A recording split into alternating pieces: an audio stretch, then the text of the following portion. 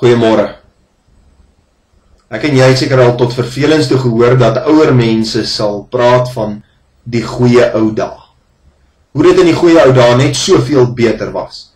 Hoe hulle dit kon geniet het en dan sal hulle klomp stories daaroor vertel. Dit gebeur baie keer dat die goeie ou dae soms so opgehemel word dat dit vandag se lewe in 'n baie negatiewe lig stel. En dikwels gebeur dit dat jong mense negatief, pessimisties raak oor die lewe van vandag. Hulle laat vaar hulle toekomsdrome en ideale, omdat daar in elk geval in hierdie land vir hulle nie 'n toekoms is nie. Ja, dit is partykeer goed om herinner te word aan die verlede. Die Bybel roep ons baie keer op om die verlede te onthou, alles te onthou wat God vir ons gedoen het. Maar 'n mens kan so vasgevang raak deur die permanente verlange na die verlede, dat dit jou hede lam lê. Die boek Prediker probeer vir ons baie wyshede leer oor ons lewens vandag. Prediker was volgens meeste mense maar eintlik 'n pessimis gewees. As mens die boek Prediker lees, hoor 'n mens baie keer dat hy sê, alles kom tot niks. Dit is sy gevolgtrekking oor alles. Maar tog sê hy op 'n paar plekke, geniet die lewe. Geniet jou lewe, geniet jou drank en jou kos, en geniet die lewe saam met die man of vrou wat jy liefhet. Dis alles 'n gawe van God af.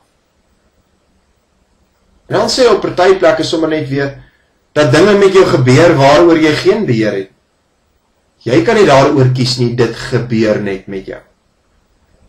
En as hierdie dinge met jou net gebeur in die lewe waaroor jy geen beheer het nie, kan dit die gevolg hê dat dit jou lam lê. Dat jy negatief raak oor die lewe en net nie kan aangaan. Maar wat probeer Prediker vir ons sê? Prediker sê, dat jy jouself nie moet so vaskyk teen jou omstandighede, dat jy die geleenthede wat God vir jou op jou pad gee, deur jou vingers laat glip. Hy sê in Prediker 7, moenie sê die ou dae was beter as nou nie, want dis nie uit wysheid dat jy dit sê nie. Hy bedoel daarmee, moenie bly terug verlang na die verlede en dat dit jou lam lê in die hede nie. Gryp die oomblik, ons ken die bekende uitdrukking, carpe diem, gryp die dag, pluk die dag, gebruik jou geleenthede. Hy sê om die lewe te kan geniet is 'n gawe van God af. Geniet dit wat jy in jou lewe het. Gebruik dit, koop die tyd uit, doen wat jou hand vind om te doen. En jy sal gelukkig wees. As 'n mens net gaan kyk na die misdadiger wat langs Jesus aan die kruis hang, op daai laaste oomblik gebruik hy die geleentheid. En dan sê God vir hom, vandag sal jy saam met my in die paradys wees. Op daai laaste moment gebruik hy dit. Hy laat nie dit wat deur sy hele lewe met hom gebeur het, hierdie oomblik van nou vir hom versuur nie. En dan sê Jesus vir hom, nou is die moment, jou lewe kan nuut wees in my.